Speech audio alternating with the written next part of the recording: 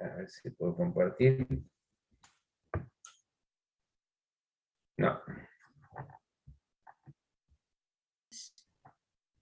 No. Vamos a ver. Se supone que debería.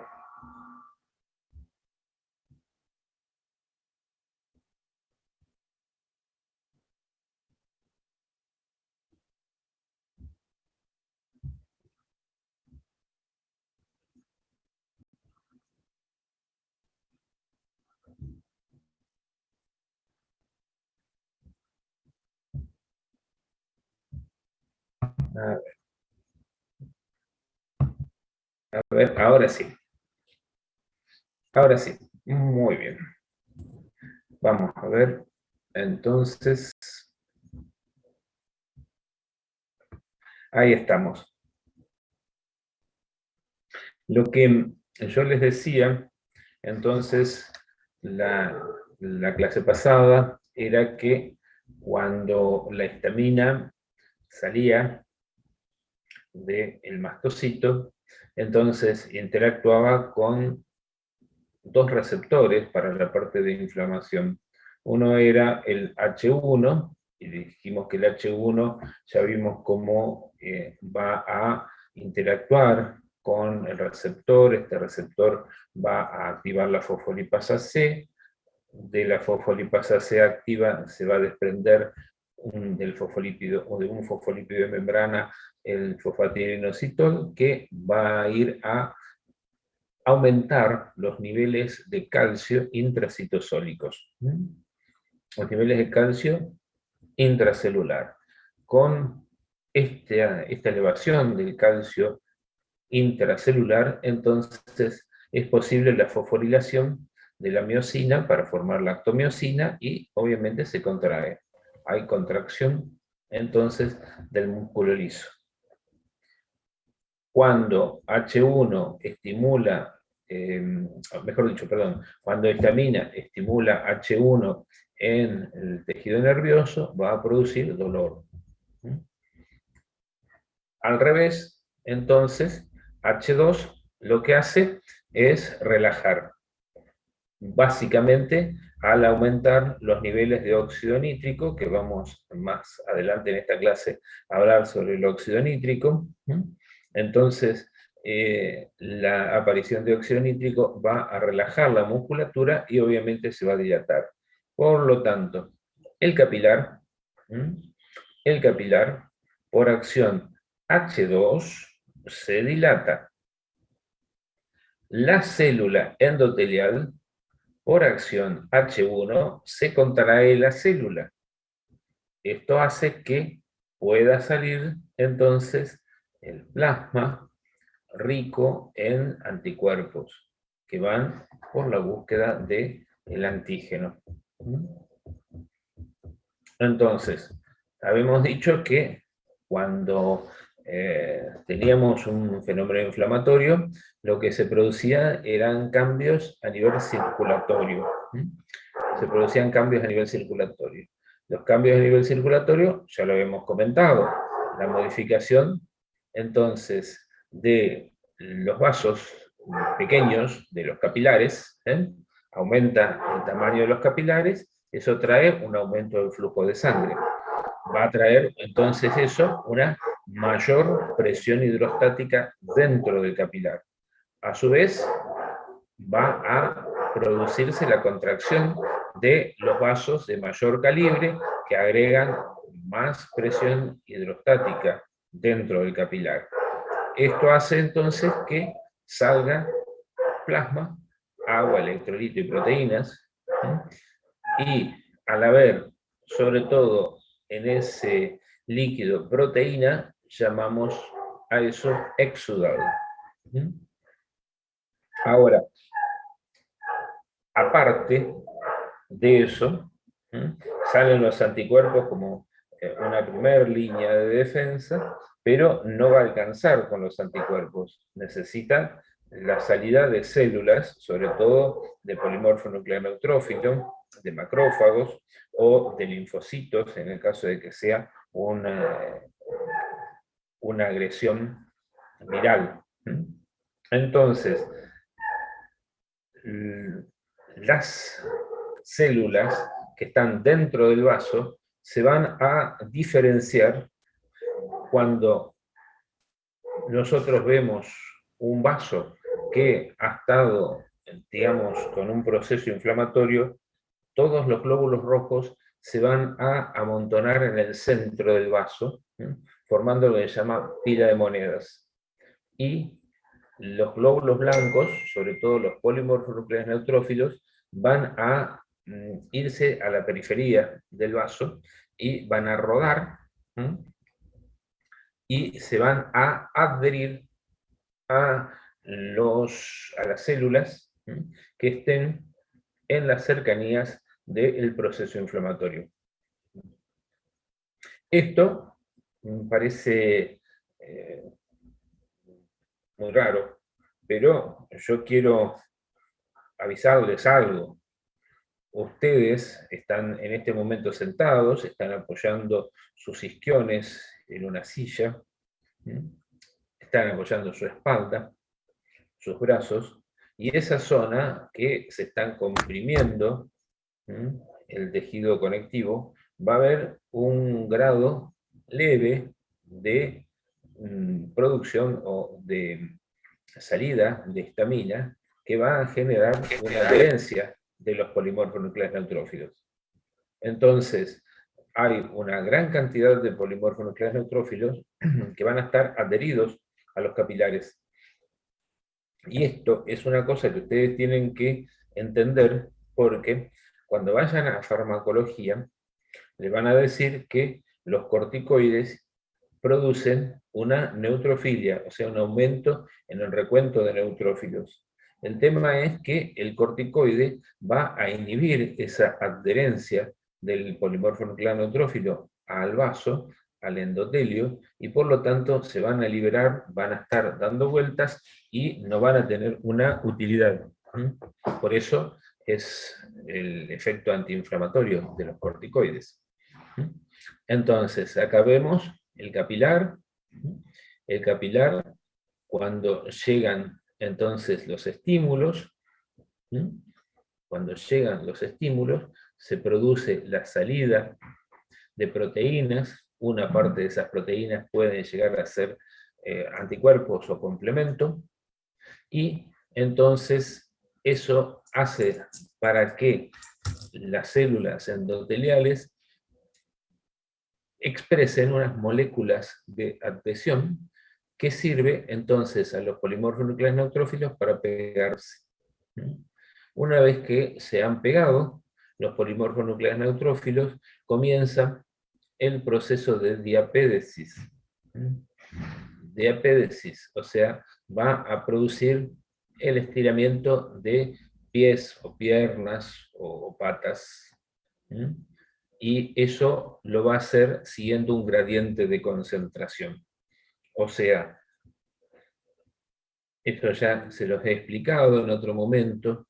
Si ustedes entran en una casa que no conocen y en la cocina la madre de su amigo está haciendo una fritanga con cebolla, está rehogando cebolla, ustedes inmediatamente van a sentir ese aroma y pueden cerrar los ojos, no necesitan de la vista para guiarse por el olor, porque van a ir de menos olor que está en la puerta hasta más olor en la cocina donde se está produciendo ese aroma, ¿no?, de la cebolla frita. Algo parecido ocurre con las bacterias, que cuando salen los anticuerpos y el complemento, se van a generar productos que van a llamar a los polimorfonucleares neutrófilos, los van a activar, esos polimorfonucleares neutrófilos van a comenzar a avanzar por el tejido de una manera que vamos a ver ahora, y van a llegar hacia el sitio donde se encuentran las bacterias o los agentes, y van a rodearlos y fagocitarlos. Acá tenemos entonces un tejido efraccionado, Y ustedes pueden ver cómo se han apilado los glóbulos rojos, cómo se han apilado en el centro del vaso los glóbulos rojos. Por supuesto, el daño va a producir que algo de salida tiene. Esto se los comenté cuando en la clase pasada les decía, alguna vez cuando eran chicos ustedes se han caído de rodillas, rozaron el piso y el roce llevó calor y es como ustedes tenían una lesión de quemadura en las rodillas y comenzó a salir a lo mejor un poquito de sangre. Lo que pasó fue más o menos esto. Lo que tenían ustedes entonces era un exudado sanguinolento, si salía sangre, y si no, al ratito empezaba a salir como un suerito de color amarillo. Eso es un exudado también, ceroso se llama. Si no se lavaban bien, si se le infectaba eso, cuando se sacaban la cascarita, probablemente abajo tenían pus. Eso es un exudado purulento. Aquí tienen también una microfotografía electrónica, cómo se produce el rodamiento de las células y cómo empiezan a fijarse, en este caso son linfocitos, pero lo mismo vale para las células. Este es un monocito que se va a transformar en macrófago. Fíjense cómo se adhieren a el endotelio.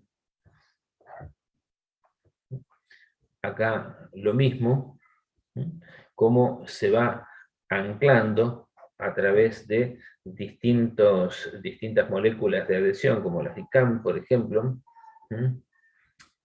Intercellular Adhesion Molecular, cómo se van pegando y luego cómo van a ir evolucionando a través del tejido para producir entonces lo que se llama diapédesis y llegar al sitio donde se encuentra la agresión.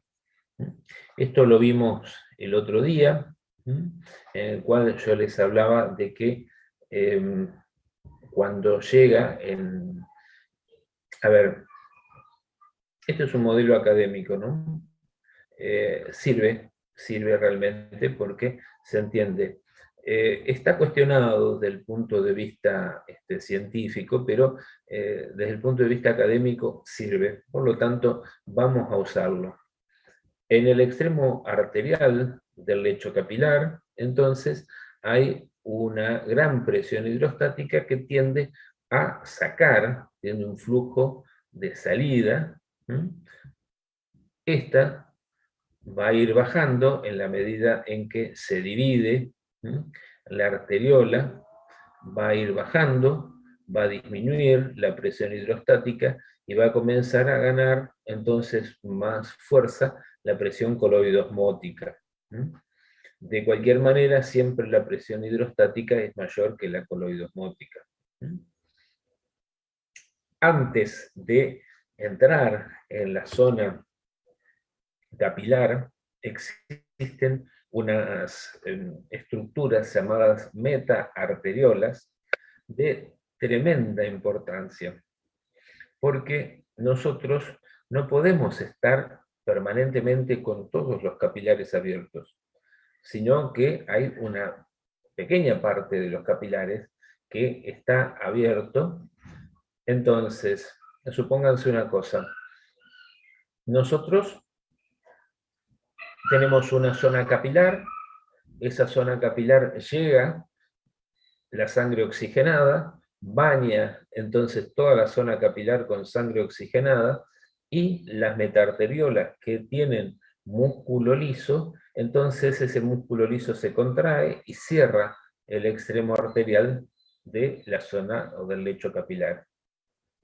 Por lo tanto, el flujo dentro del lecho capilar se detiene momentáneamente para darle tiempo a el intercambio gaseoso.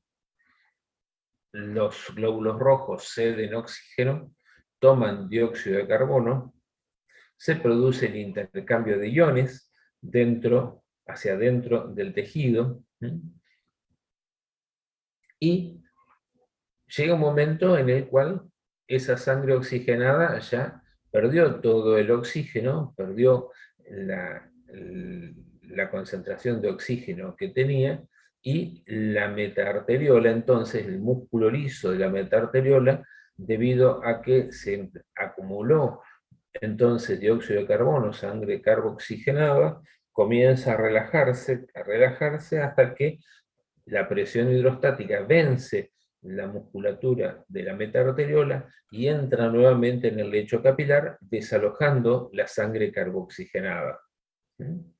Esto, entonces, hace que haya un permanente flujo en las distintas partes del cuerpo. Y es un problema si en algún momento, por alguna causa, como por ejemplo una liberación masiva de histamina, las metaarteriolas se relajan, entonces todo el lecho capilar de todo el cuerpo entra la sangre y no hay retorno venoso. Ya van a ver en fisiología que la circulación venosa se produce por la bomba muscular,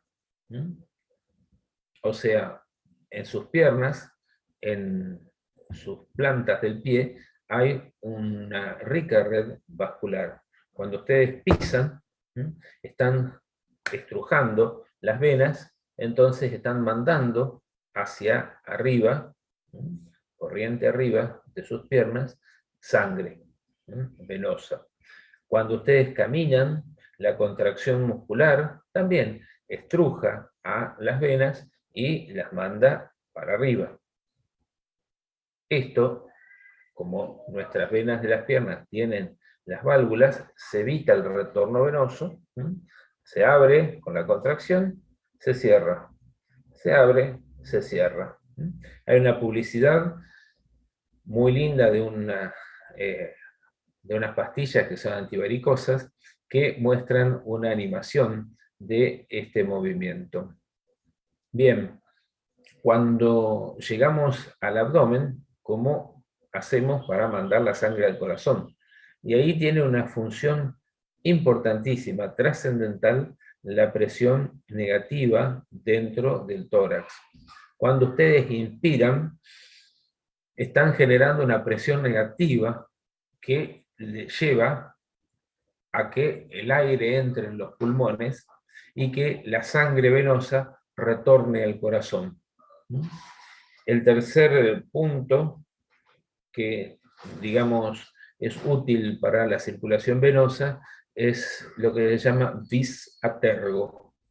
Vis a tergo, expresión latina que significa empuje de atrás, que es lo que queda de la presión hidrostática que le impulsó el corazón. Entonces, el vis a tergo es lo que permite, que genera la parte mínima, muy pequeña, de la circulación venosa. Por eso decíamos, si nosotros cerramos acá las venas, aumentamos mucho la presión hidrostática, la salida de líquidos, y por lo tanto va a quedar un transudado. Va a quedar un transudado. Como dato curioso y de color, ustedes saben, deben haber escuchado alguna vez en su vida lo que es el complejo, famoso complejo de Edipo, ¿no? Edipo viene de una tragedia griega, ¿no?, en el cual le dicen a un rey que su hijo lo va a matar y se va a casar con su esposa, entonces lo manda a matar al hijo y lo dejan atado los pies y las manos para que lo devorasen las fieras. Entonces lo encuentra otra persona, no voy a relatarles el drama, pero Edipo viene justamente de pies hinchados. Oedes edema, pedos, que es pedis, piernas, pies o piernas hinchadas. De ahí viene el nombre Edipo. O sea, fíjense que ya los griegos sabían que cuando de alguna manera se obstruye el flujo de salida venoso, aumenta la presión hidrostática y se produce el edema. En este caso, no es un edema inflamatorio, sino que es líquido, agua y sales, sin proteínas. Por eso es que si tienen los pies hinchados, lo que tienen que hacer es favorecer el retorno venoso levantando las piernas. Entonces, ahí lo que hace es juega básicamente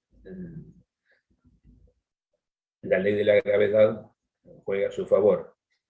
Incluso, bueno, ahora va a ser medio difícil, pero si en algún momento ustedes se miran las manos, ¿no?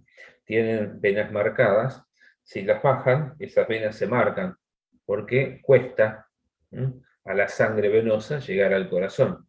Pero si ustedes la ponen a la altura de la aurícula derecha, las venas comienzan a colapsarse. Y si ustedes levantan el brazo, las venas colapsan completamente. Bien. Si perdemos, como les decía en la clase pasada, proteínas, vamos a perder la presión coloidosmótica y por lo tanto va a haber un mayor flujo de salida. O si eliminamos a los vasos linfáticos, entonces los vasos linfáticos son los que se encargan de este flujo neto que no regresa en el extremo venoso. Entonces todo eso se va por la linfa. Si llegamos a tener una obstrucción linfática, vamos a tener un edema importante. Bien. Volvamos a inflamación. Entonces, pila de monedas. Pila de monedas. Vamos a ver si podemos ver la animación. Bien. Vamos a ver si.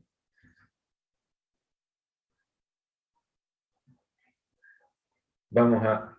Ahora se las abro la animación. Fíjense esto. Entonces, los neutrófilos que vienen por el vaso se van a ir hacia la periferia, van a rodar, como van a estar estimulados por los distintos componentes que se activan en la inflamación, comienzan a expresar selectinas.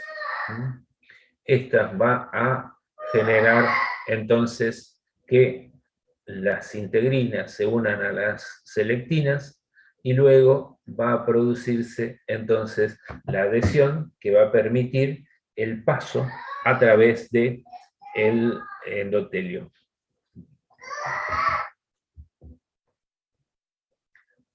Vamos a ver si podemos ver la animación. Aquí está. No se ve, ¿Cómo viene? ¿Se ve? no vemos, profe. No. Ya voy. Ya voy.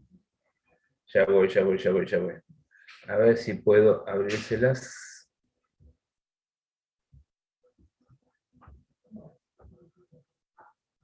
Ya voy.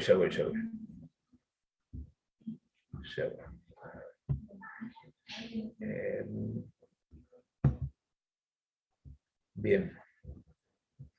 Ahí sí lo están viendo. Bien. ¿Se ve, verdad? Sí, profe. Sí, profe. Sí, profe. Perfecto. Entonces ahí viene el polimorfo.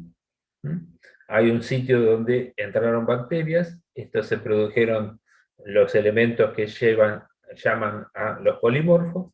El polimorfo se mete, pasa entre las células y va a por las bacterias. Las señales inflamatorias entonces hace que se expresen las selectinas. ahí viene rodando entonces el polimorfo, se pega a las selectinas, luego va a expresar integrinas, que son otras moléculas de adhesión, y esto le permite afirmarse, afirmarse en el endotelio para estirar sus membranas y poder atravesar entonces el endotelio. ¿Se los paso de vuelta? Sí, profe. Vale, Bien, profe. me cayó.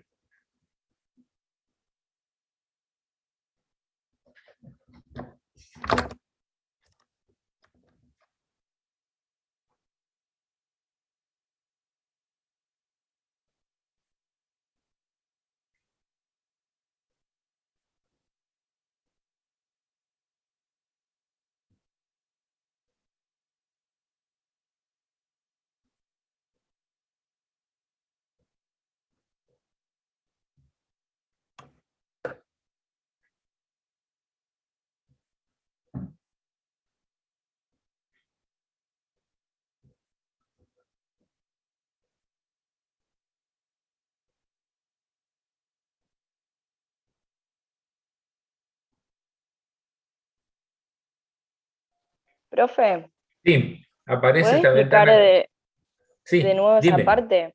Sí, cómo no. Todas las veces que sea necesario. Volvemos a... Profe, Sí, la célula que induce a la inflamación, ¿cuál sería? el mastocito. El mastocito. Célula cebada o mast cell, o como quieran llamarle. El mastocito. ¿Mm? Vamos a ver, no sé cómo sacar esta pantalla.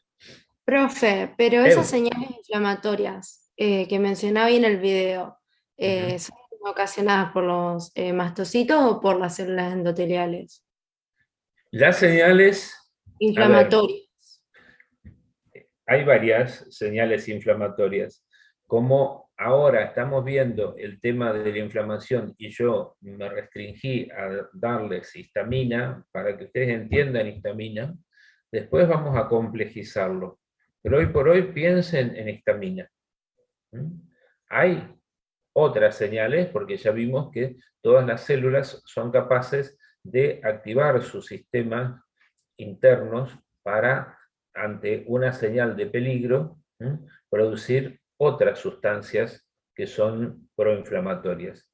Pero vamos a tratar de simplificarlo.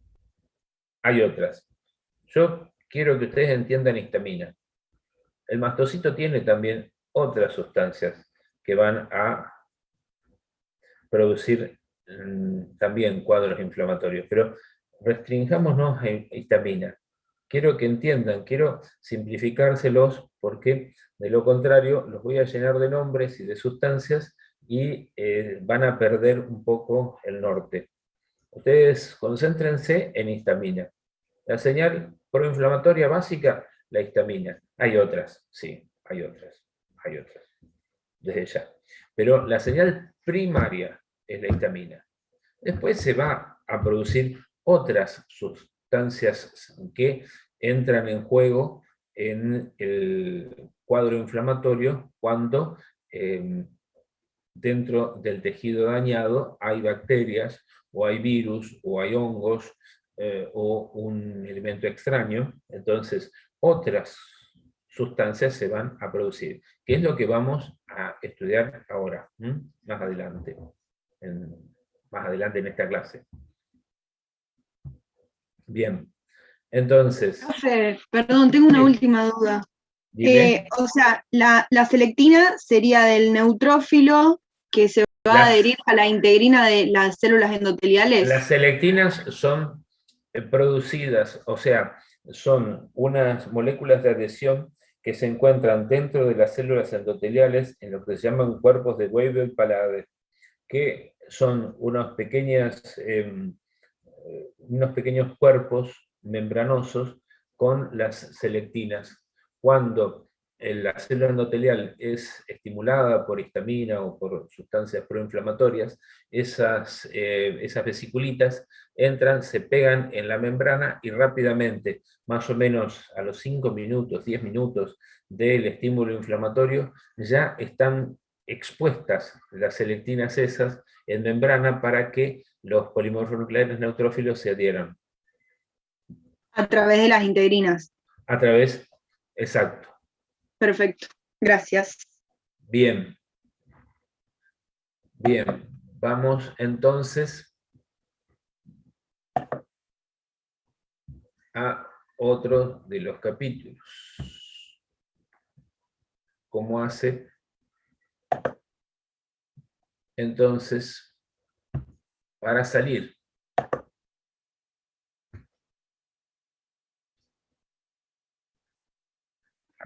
¿Me Profe, escuchan? Sí, perdón que te interrumpa. ¿se Hay ve? una chica en sala de espera. Sí, sí, se ve. Es que hay una chica en sala de espera. Sí. Gracias. A ver. No me aparecen. Ahí entraron. Bien. Gracias, profe. Bien.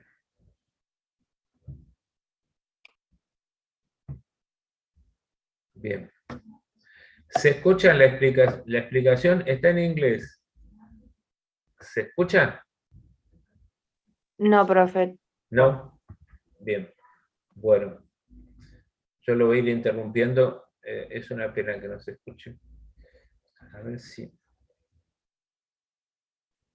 Bueno, vamos a ponerlo. Dice que en la célula hay una polarización de los distintos componentes, de las distintas estructuras que se encuentran dentro de la célula.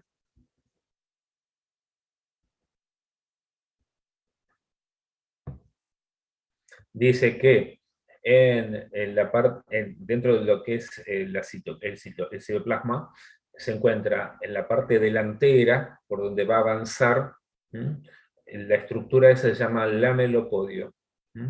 Y la parte de atrás, que es lo que dejó, la parte que dejó el polimorfo nuclear neutrófilo, se llama tallo, tail. Sigamos.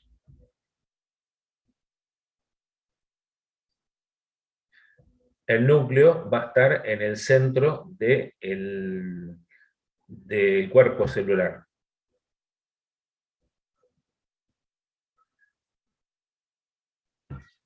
Y vamos a tener dos zonas pegadas, o la zona del lamelopodio está básicamente las estructuras de actina, y cercanos al núcleo van a estar las zonas de miosina.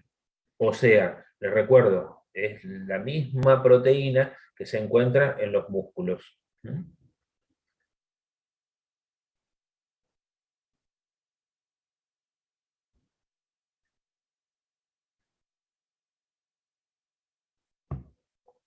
Para producir entonces la extensión y poder de esa manera avanzar, se produce entonces la síntesis de filamentos de actina que van a estirar el lamelopodio. ¿Se entiende esto? ¿Se entiende? Sí, profe.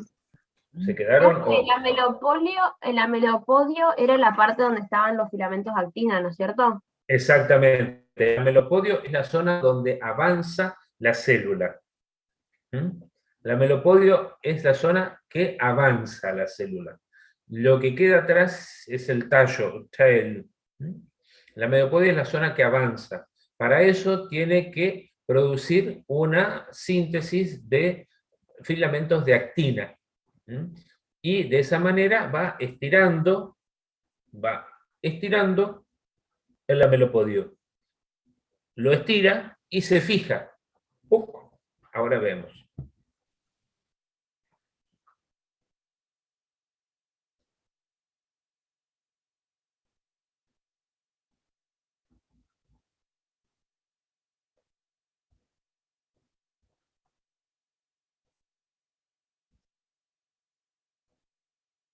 Seguidamente, entonces, cuando se sintetizó nuevos filamentos de actina, el paso siguiente es que ese lamelopodio se adhiera a las superficies por donde va avanzando.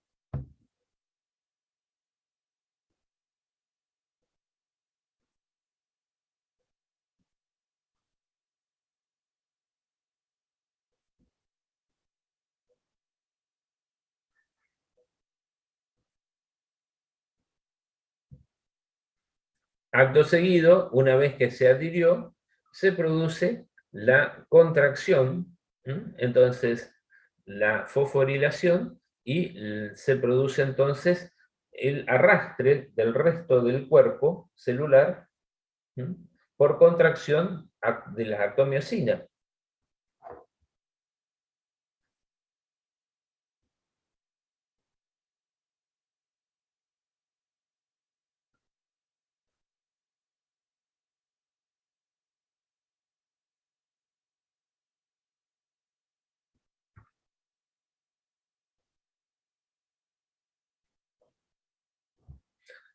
Las zonas del tallo son en realidad las adherencias anteriores que dejó el avance de la célula.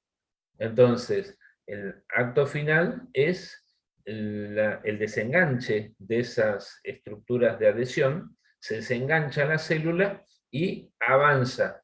Nueva zona entonces de polimerización de la actina, nueva adhesión, nueva contracción, avanza. Vuelve a estirarse, vuelve a pegarse, avanza. Vuelve a estirarse, vuelve a pegarse, avanza.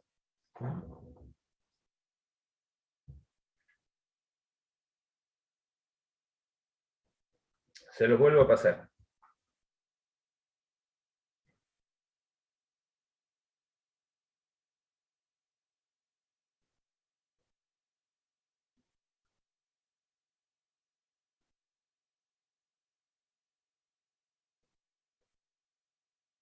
A ver si yo desconecto esto. ¿Se escucha algo ahora? Sí, profe, ahora se Sí, escucha. ahora Sí, sí, profe. profe. Sí, se escucha. Empezamos de vuelta. The shape of the cell is highly polarized. A broad, thin veil of cytoplasm called the lamellipod is at the front of the cell, and the back of the cell is tapered into a thin tail. The nucleus and major organelles are located in the cell body.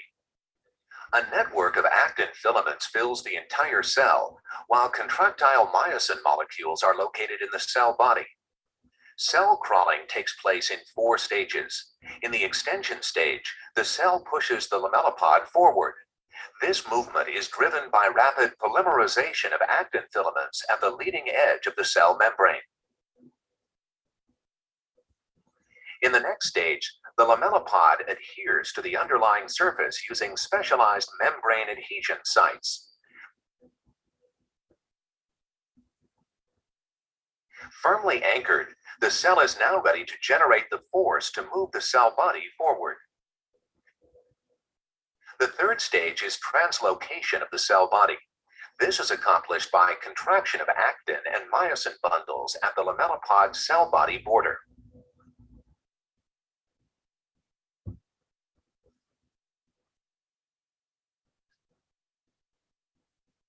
After the cell body translocates, the back of the cell releases from adhesion sites and moves forward.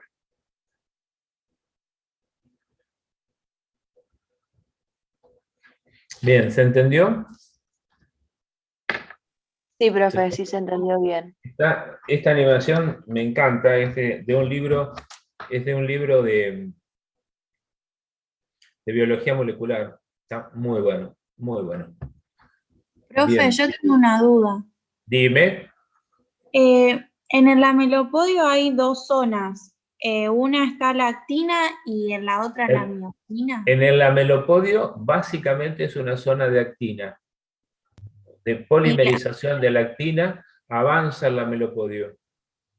Una vez que la miosina está en la parte del cuerpo celular, en la parte del cuerpo celular. Vos tenés lamelopodio y cuerpo celular, donde está en el centro del cuerpo celular el núcleo. El lamelopodio es lo que se estira, se pega y arrastra el cuerpo celular. Se estira, se pega, arrastra el cuerpo celular. Esto, cuando podía hacer la clase presencial, hacía una payasada de pegarme, de agarrarme, de avanzar, pero bueno, ahora no lo podemos hacer. Pero yo quiero que, a ver, ¿se entendió? Profe, a mí no me terminó de cerrar. O sea, ¿esto cuándo ¿Qué cosa? ocurre?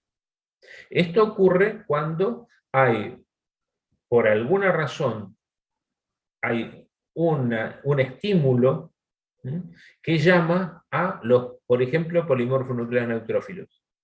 Entonces, le pega el grito, vení, entonces el polimorfo nuclear neutrófilo empezó a rodar, se adhirió y empezó a avanzar. ¿Cómo hace esto? ¿Cómo puede? No tiene patitas para caminar por el tejido.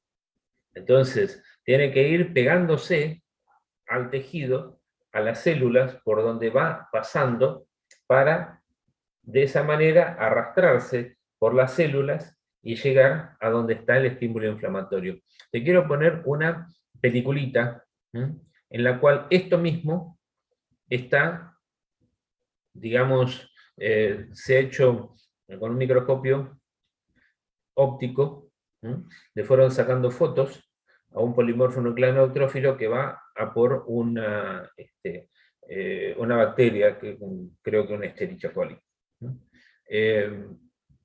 A ver, vamos a buscar esa... Igual, profe, ahora lo entendí. Ahora me terminó de cerrar la idea, así que gracias. Bien. Profe, Sí. entonces no tenemos que saber todos los nombres de las sustancias, o sea, la más importante de todas es que sepamos la histamina. Por ahora sí. Ok. Por ahora sí. A ver, vamos ahora a, como, digamos, mediador primario, es la histamina, pero tenemos los mediadores secundarios, que eso sí las tenemos que saber.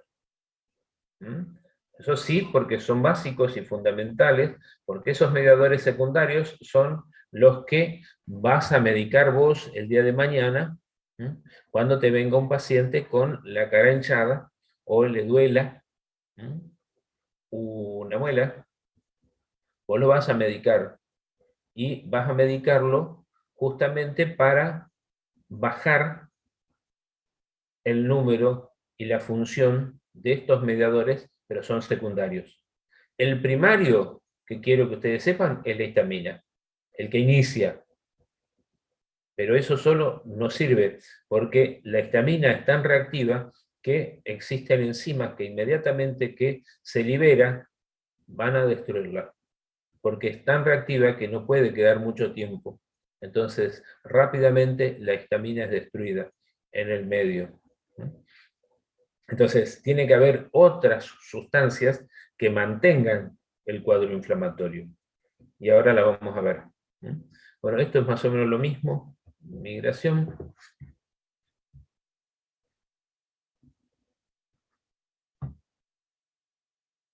Acá tenemos cómo va estirando.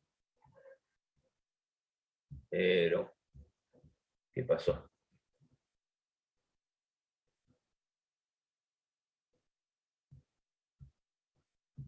Acá vemos cómo va estirando, y acá quiero mostrarles la película de fagocitosis.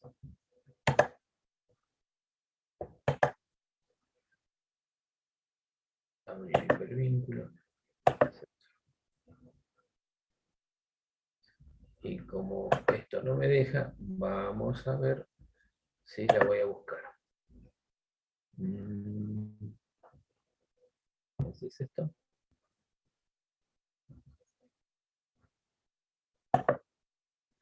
Acá está. Pasa muy rápido. Fíjense, cuerpo celular, Lamelopodio. Tallo. Núcleo. Bacteria. Bacteria. Miren cómo va por ella. Y llegó.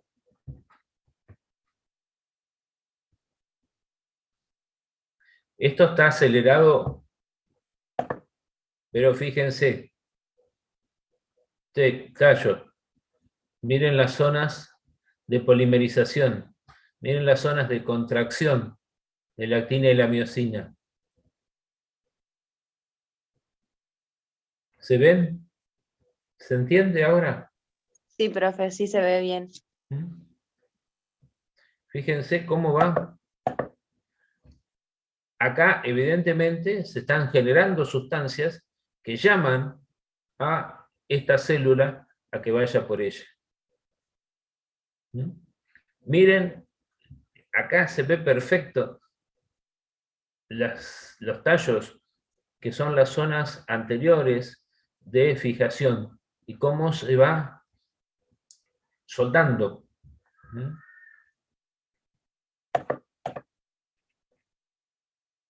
Miren acá, se ve perfecto las zonas de contracción. Ustedes piensen que esto es una célula. Esto es una célula. Esto es una cosa que hace muy poquito tiempo se llegó a entender cómo se producía esto. Y ahí se la fagocitó. Última vez.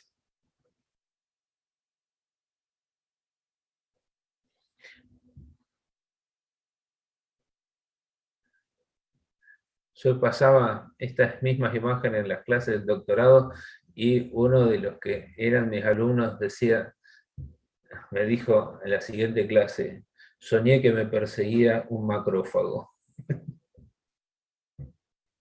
Bien, esto es verdad, lo que le estoy diciendo. Bien, a ver si podemos seguir.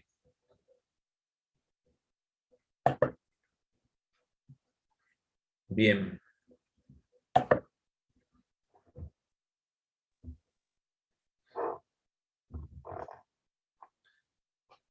Fíjense, esto son, se llamaban células en canastas porque estiraban selectivamente los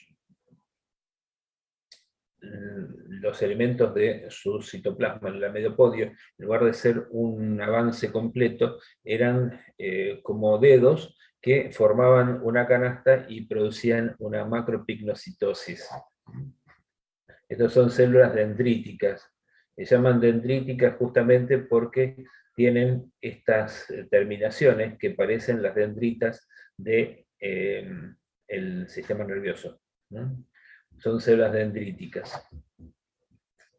Forman este complejo, que llaman, antes células en canasta se le llamaban, que es para producir la macropigmocitosis. Acá pueden ver la complejidad. Y acá una microfotografía real, ¿no? Muy bien. ¿Cómo se produce entonces la fagocitosis? ¿Cómo es posible que este macrófago o este polimorfo nuclear neutrófilo haya podido hacer esto? Les recuerdo que tenemos todos los receptores de los patrones de patógenos, ¿no? TLR, por ejemplo, que fijaban una bacteria, o si esa bacteria se encontraba reconocida por un anticuerpo, o si se había activado el complemento, que ahora vamos a ver qué es. Entonces se producía el englobamiento, ¿no?, de la estructura, sea bacteria con anticuerpos, con complemento, y entonces se formaba lo que se llama un fagosoma.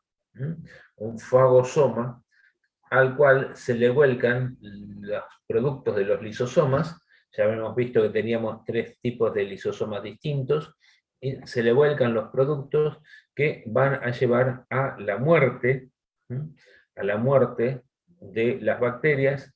Finalmente, los de tipo 3, los lisosomas de tipo 3, que tienen las enzimas proteolíticas, cortan esa bacteria en pedacitos y van a exponerla en la membrana. Yo, de una manera poco académica, muy poco académica y bastante criticada por muchos, yo les decía, imagínense que el polimorfo nuclear neutrófilo o el macrófago o la célula dendrítica es como cuando agarra una bacteria, es como cuando nosotros sacrificamos una vaca, nosotros no vamos a comer la vaca entera. Tenemos que cortarla en pedacitos. O sea, la bacteria es como que sacrifica a una vaca y tiene que desmembrarla y sacarle pequeños pedacitos de esa bacteria que van a ser lo que nosotros llamamos bifes, o va a ser, qué sé yo, el osobuco o puchero, o va a ser, qué sé yo, las costillas. O sea, va a cortarla en pedacitos para que el sistema inmune vea esos pedacitos que son característicos de las bacterias, y de esa manera entonces, cuando entra esa misma bacteria, reconoce esos pedacitos en la superficie bacteriana y se activa y lo captura. Es como que, bueno, nosotros no vamos a comer cuernos o pezuñas, pero es como que expone el cuerno, entonces ustedes saben si tocan un cuerno que es una vaca. Bien. Esto viene a respuesta de lo que me preguntaban. Histamina es la que inicia. Hay otras. Vamos a hacer histamina. Pero la histamina no le puede explicar todos los fenómenos que se producen en un cuadro inflamatorio. Entonces, los otros mediadores químicos que se van a producir van a ser las proteasas plasmáticas, como el sistema de complemento, el sistema de las sirinas, el de la coagulación, las metaloproteasas, los metabolitos del ácido araquidónico, fundamentales, fundamentales, fundamentales.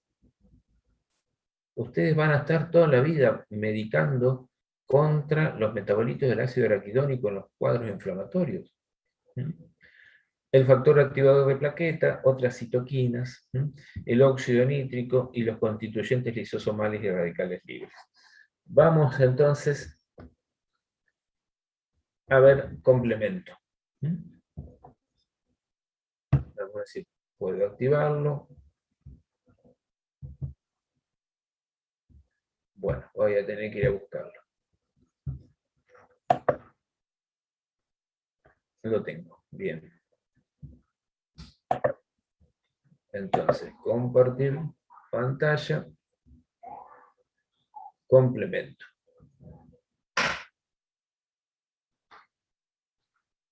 No se ve, ¿verdad? No, No, profe. profe. No, profe. Bien. Ya vuelvo. Esperen que voy a buscarlo entonces.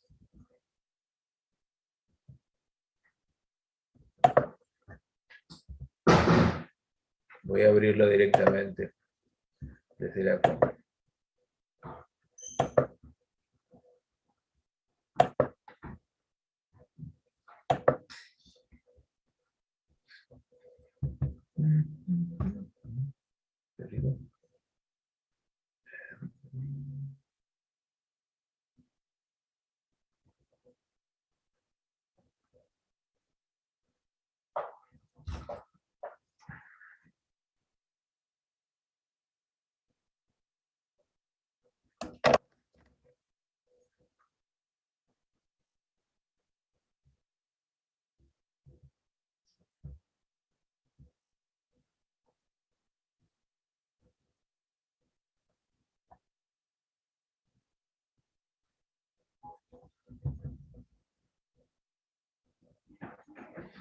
Bien.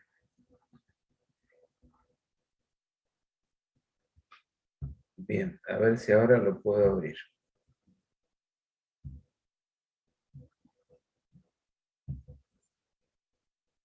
Ah, bien, sí. Ahora lo ven. Bien. Profe. Complemento. Vamos a ver que a fines del siglo XIX, cuando se produce la expansión, o sea, nace la microbiología con los grandes de la microbiología, con Pasteur, con Koch, y en paralelo surgen las corrientes de la inmunidad, ¿no? Fogoneadas por Pasteur. Entonces, salen dos líneas, una que decía que la inmunidad era humoral, o sea que era por anticuerpos, y otra línea de Medesnikov que decía que era por células, que son los fagocitos los que mantenían el cuerpo libre de enfermedades. Tenían razón los dos. Entonces, había gente que se enrolaba detrás de uno o detrás de otro. Uno de los que se enroló detrás de la teoría humoral fue este señor Jules Bordet, un francés, que acá, por 1894, descubre la actividad del suero que era capaz de complementar la acción de los anticuerpos. Por eso le puso complemento. Y que él estudiaba, tuvo la suerte de estudiar en Cobayos, que tiene también una actividad lítica similar a nuestro complemento.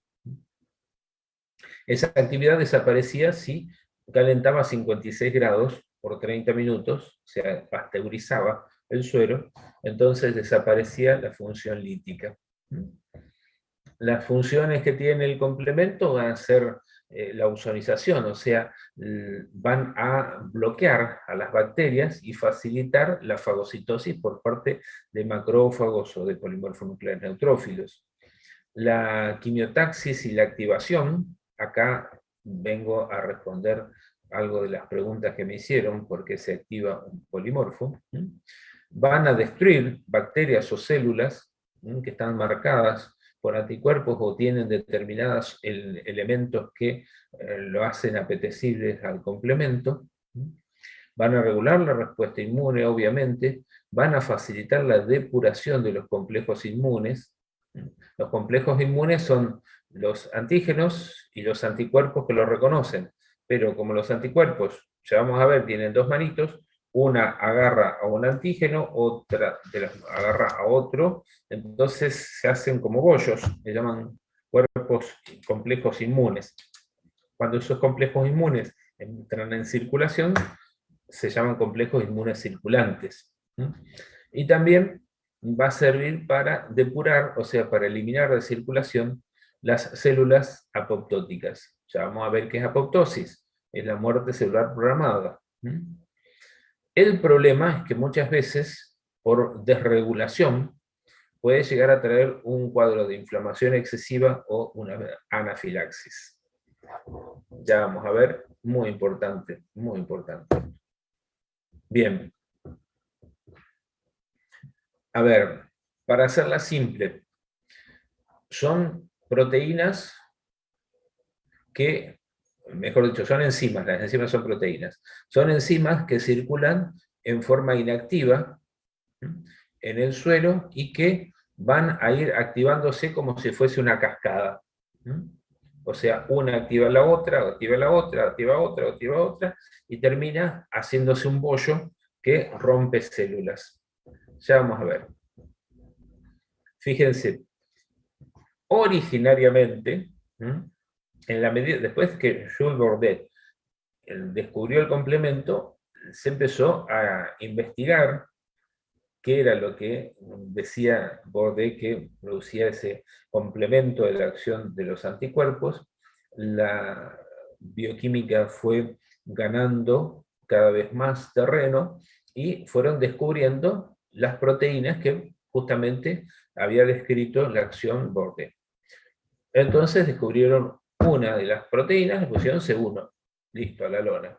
La segunda que descubrieron le pusieron C2.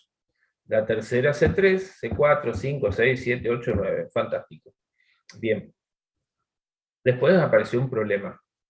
Resulta que esa que habían dicho que era una proteína C1, no era una proteína, eran 3. Entonces, se complicaba la cosa, porque tenían que empezar a correr algo que ya estaba descubierto. Listo. La hicieron corta. Le pusieron C1QRS. El primer componente es C1Q, el segundo componente es C1R, el segundo componente es S. ¿Por qué? Porque Q era el nombre del científico que lo descubrió. Empezaba con Q el nombre. Corta. Bien. Hubo otro problema. Resulta que no se habían dado cuenta que C4 se activaba antes de C2. Que iban a correr todo de vuelta. No, imposible, ya estaba aceptado así. O sea, que lo que ustedes tienen que recordar es que se activa C1 URS, se activa C4, C2, C3. Y después fácil, 5, 6, 7, 8 y 9. No complica. ¿Qué pasó? Después, en la medida que la proteómica fue avanzando, descubrieron que esta vía, que se llamó vía clásica, fue la primera que se descubrió, no era la única forma en que se activaba complemento. Que había otra forma muy, pero muy importante, trascendental para la sobrevida, y entonces le llamaron vía alterna. O como se forma un complejo macromolecular que se estabiliza con properdina, también le llamaron la vía de la properdina. Después descubrieron que había otra forma de activar complemento, también importante, debido a que se dieron cuenta que el organismo, los organismos, nosotros,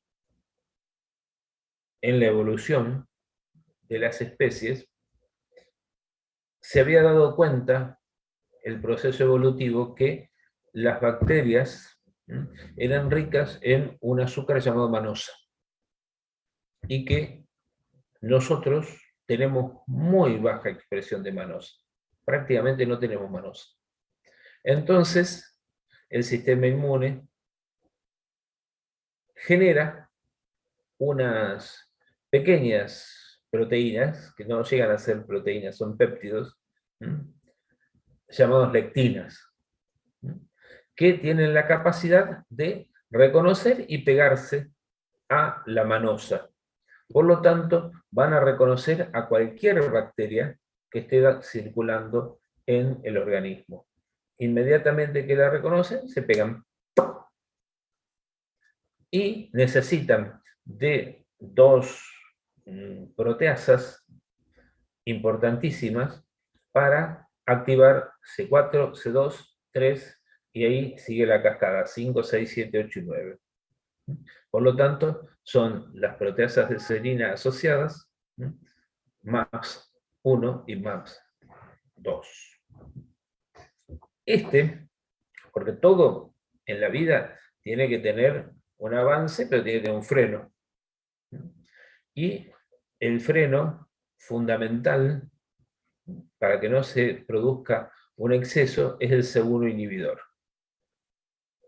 C1 inhibidor yo se los doy ahora porque hay personas que padecen de un cuadro bastante serio de que tienen una baja proporción de inhibidor de C1.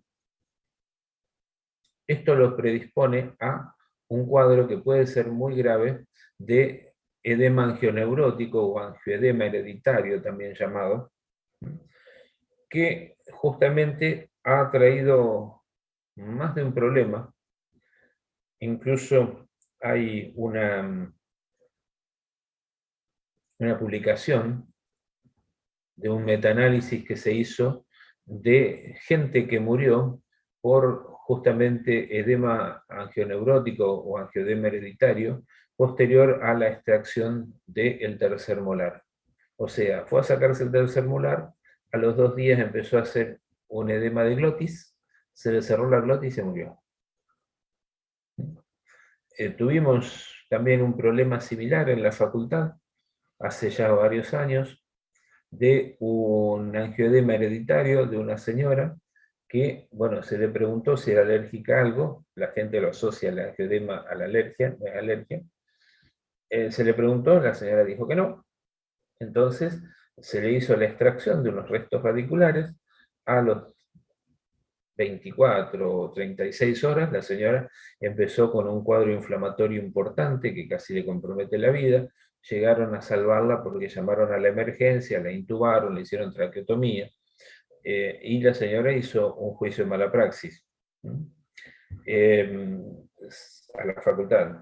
La facultad lo ganó porque lo que expresamos es que si la señora no decía que era alérgica, si la señora no sabía que tenía angioedema hereditario, era imposible para el odontólogo identificar, porque ya que es una condición no común, no puede estar pidiendo un estudio para saber si el que se va a hacer una extracción tiene angioedema hereditario o no. Se ganó ese juicio, se desestimó el juicio de mala praxis, pero a partir de ahí ustedes van a ver que en la historia clínica que van a empezar a elaborar el año que viene, pues esperemos que puedan cursar, cuarto y quinto año, tienen que preguntarle, si, señora, usted cuando se pone nerviosa, no se le hincha, o a veces no se le ha hinchado en los párpados, no se le hincha el labio, no ha tenido, o no sabe si usted ha tenido en algún momento lo que llama angioedema o edema angioneurótico. Su mamá, su papá, su hermana, su tía, su abuela ha tenido este problema. Entonces, de esa manera, se resguardan de que si le llegan a decir, ah, sí, cuando a veces mi mamá se ponía nerviosa, se le hinchaban los labios. Listo, vaya al alergista para que le haga el estudio, justamente el dosaje del inhibidor de C1. Importantísimo para tener en cuenta. Bien.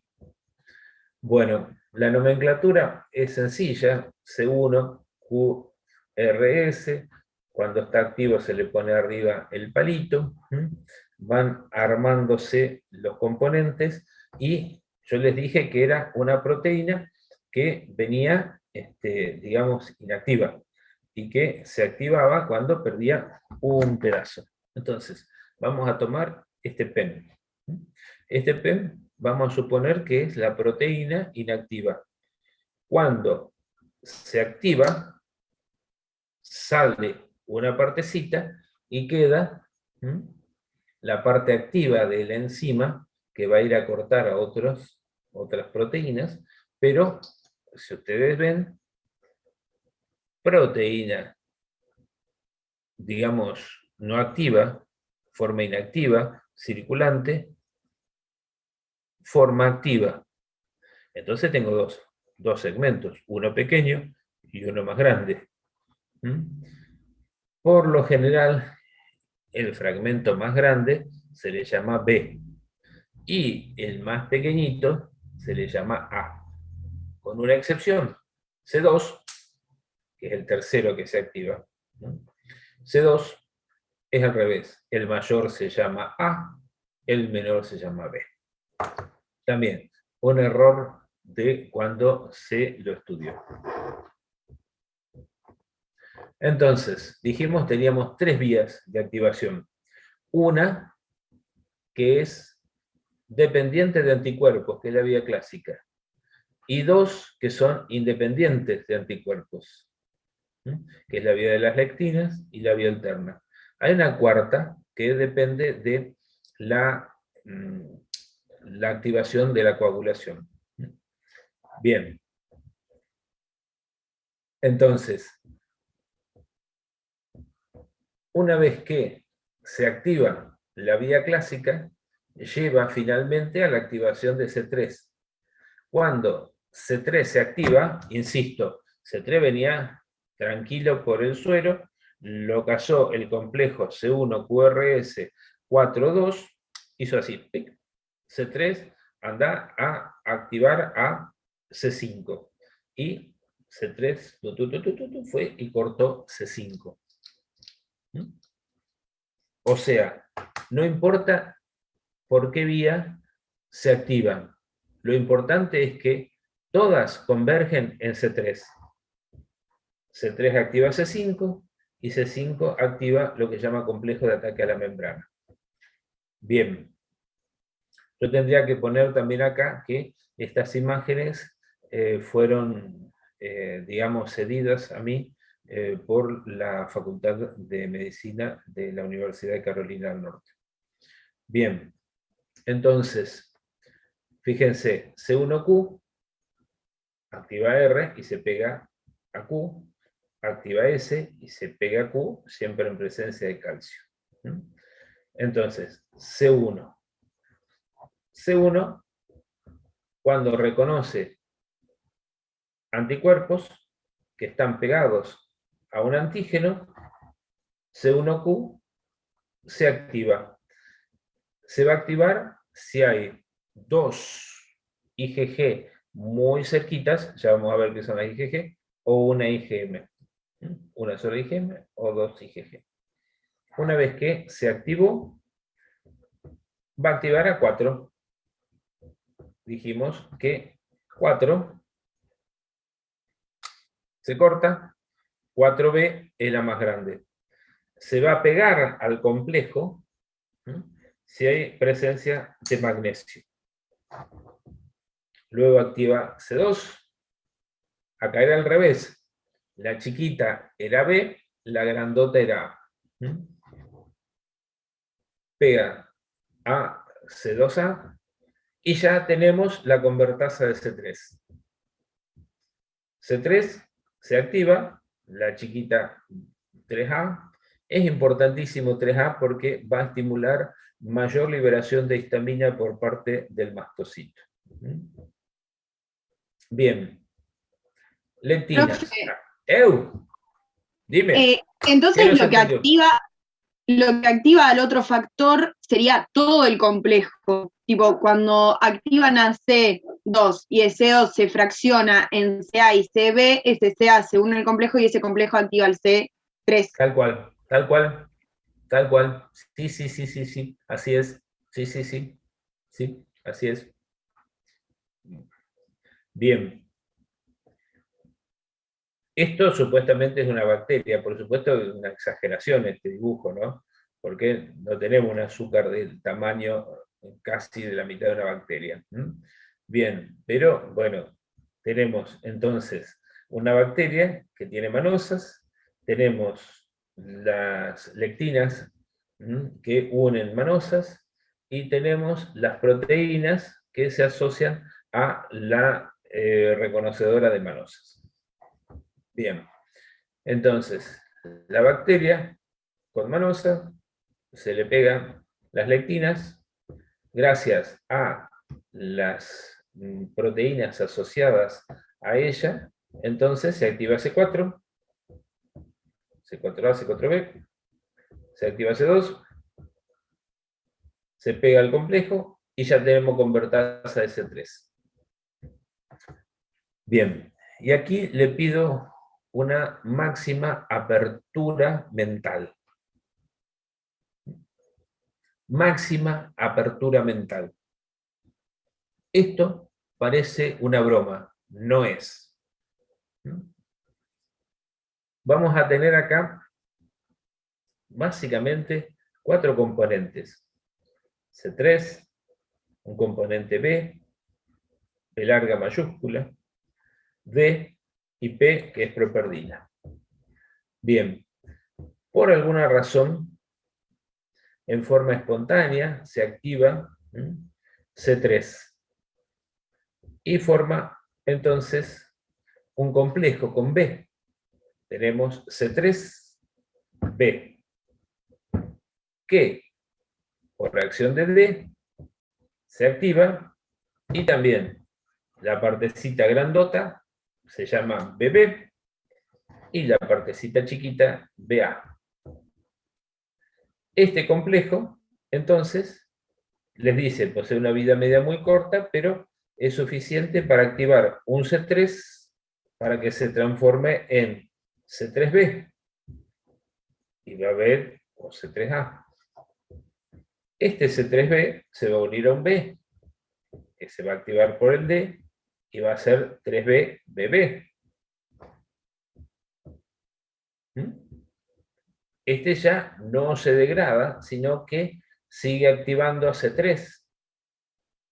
C3b se une a B, queda C3b, BB, que se activa C3, C3b, BB, y así sucesivamente.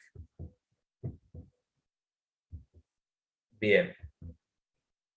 Esto se está produciendo permanentemente en nuestro cuerpo. Esta acción se está llevando a cabo permanentemente en nuestra sangre. ¿Por qué? ¿Cuál es la función que tiene esto? ¿Para qué sirve que estemos justamente produciendo este tipo de cosas? Porque en nuestras membranas, por eso se llama autóloga, nuestras membranas, existen sustancias, componentes proteínicos que cuando se pega un 3B, hacen de barrera para que no pueda activarse B, no pueda pegarse B. Y también sirve para cuando se pega un C3B, BB, lo rompen, lo desarman. Posteriormente, esto, aparte de desarmarse, se destruye en nuestras células. Permanentemente se digiere. Ahora, ¿qué pasa cuando una bacteria entra en nuestro organismo? Cuando un hongo entra en nuestro organismo. 3B se pega a esa membrana que no es autóloga, se activa B, pasa a ser C3B, BB, y necesitan de una sustancia llamada properdina que estabiliza esta estructura. Se unen a otros C3B que ya no se separan cuando están con properdina, y este complejo macromolecular 3B, BB, 3B, properdina, es convertasa a C5. Entonces, cuando este complejo C3B, BB, se pega en una superficie autóloga, se destruye. Cuando este complejo se pega en una superficie que no es autóloga, entonces siguen con la activación de complemento.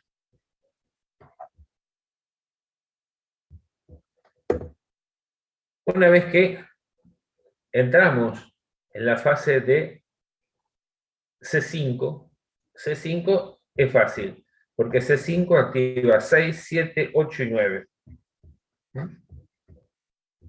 C5, este C5A es de tremenda importancia, no solamente porque va a ir a estimular la mayor liberación de histamina, como C3A, sino que es uno de los mayores agentes quimiotácticos para polimorfonucleares neutrófilos. O sea, todas estas sustancias salieron cuando se produjo un exudado inflamatorio. Estas sustancias salieron anticuerpos. Si nosotros teníamos anticuerpos contra las bacterias que entraron, fantástico. Pero si no teníamos anticuerpos, entonces es fundamental tener la vía alterna y tener la vía de las lectinas. Porque si no tenemos anticuerpos, estamos sonados. Al salir la vía alterna, al salir los elementos de la vía alterna, al salir los elementos de la vía de las lectinas, entonces pegan esas bacterias hacia las cuales nunca habíamos tenido antes dentro nuestro. Y les pongo siempre el ejemplo. Tienen la suerte de ir a Sudáfrica y se anotan, obviamente, en el tour fotográfico, en el safari fotográfico al Kruger. Cuando ustedes van por el Kruger, llegan a lastimar. No van a tener anticuerpos contra las bacterias que están ahí en la selva africana. O llegan a tomar agua de un arroyito que parece las aguas prístinas, divinas, hermosas. Qué lindo, vamos a tomar agua fresquita. Esas bacterias que están en el agua, ustedes no tienen anticuerpos. Si no tuviesen estos sistemas, las bacterias se harían una fiesta. Bien. ¿Cómo es el complejo lítico? Una vez que Profe. C5b... Al Dime. final, después podrías repetir de vuelta toda la activación del C3. A ver si tengo tiempo. Sí. Vamos a ver si tengo tiempo. O de si última no- la próxima clase, así no te interrumpo Sí, sí. ahora. Sí. La próxima clase volvemos sobre el complejo. Sí, no hay problema. C5b, entonces dijimos activa C6, activa C7, se fija la membrana, se clava en la membrana, ¿no? Sobre la cual está también, puede ser C1QRS 4, 2, 3, 5, 6, 7, 8, 9, o puede ser el que se haya activado C3B, BB3B, properdina, activa C5. Entonces, cualquiera que active C5 va a activar 6, 7, 8, va a Profe, clavar. Sí, ¿el 6, 7, 8 no se dividen en A, B? no. No. Solamente la fase de activación. No. Estos se van a polimerizar. La idea de esto es polimerizarse y producir este agujero. Entonces, este agujero hace que el agua entre en las células y las células estallan. Este glóbulo rojo le pasó eso. Se le hizo este agujero a través del cual entró agua y estalló.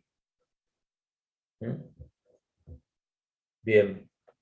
Si nosotros tenemos el C1 inhibidor, va a romper la unión de Q con R y S, y por lo tanto no vamos a tener activación de complemento. Si tenemos deficiencia del inhibidor de C1, podemos llegar a tener esto llamado angiodema hereditario. Esto vamos a verlo.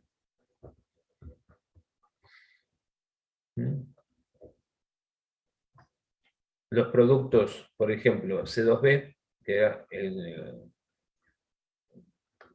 que producía también la activación de la inflamación del cuadro inflamatorio, puede llegar a producir edema y también es regulado por el inhibidor de C1. C3A también, en caso de una gran activación, puede aumentar la desgranulación y producir un cuadro de anafilaxia, un cuadro severo. Bien, se me terminó el tiempo. Los últimos 3 minutos. ¿Dudas, preguntas?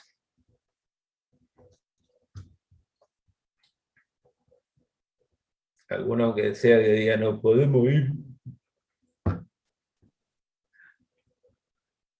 Profe, yo Bueno, tengo una duda. Después las tres dime. vías se unen después de Son cosas cuando van a... independientes. independientes, listo. Todas convergen en C3. Todas terminan activando Ajá. C3. C3 activo puede unirse al complejo, puede unirse a B, o si se une al complejo o se une a B, puede seguir activando C5. Y C5 sigue con la vía lítica. O sea, si se activa C5, Claro. C5 activa 6, 7, 8, 9, hace el agujero Claro. y rompe lo que esté. Perfecto, Ahora, ahora me quedó claro. C3 puede servir también porque viste que los polimorfos nucleares neutrófilos tienen receptores para C3. Entonces puede pegar un polimorfo nuclear neutrófilo a un complejo de complemento con C3 y fagocitarlo.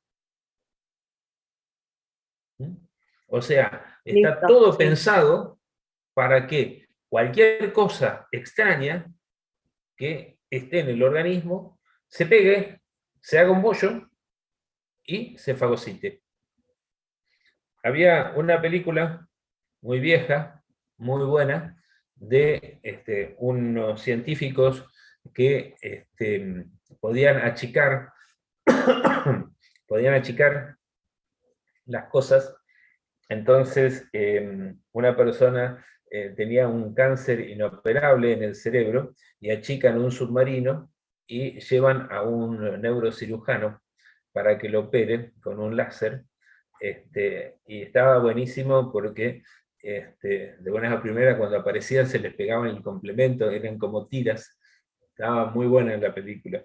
Pero tiene más años que Matusalén, pero está muy buena, muy buena. Muy buena. Bueno, niñitos, 7:30 en punto. Los veo, si Dios quiere, el martes que viene. Pasen